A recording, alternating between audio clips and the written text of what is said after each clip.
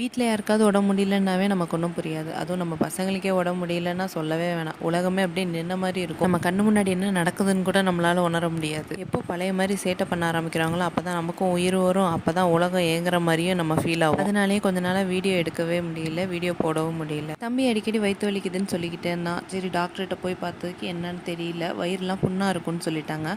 Food ஐட்டம்ஸ்லாம் கொஞ்சம் மாற்றிருங்க. Chocolate எதுவும் கொடுக்காதீங்கன்னு சொல்லியிருந்தாங்க. எங்கே நம்ம சொல்கிறதெல்லாம் யாரும் கேட்குறதில்ல.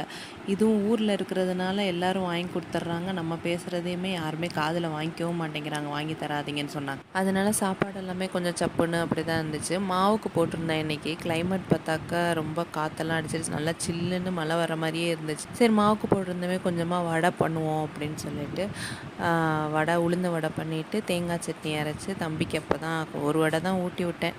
அது எல்லாருக்கும் கொடுத்துட்டு நம்ம சாப்பிட்றதுக்குள்ளே வடை வந்து ஆறி போயிடுச்சு.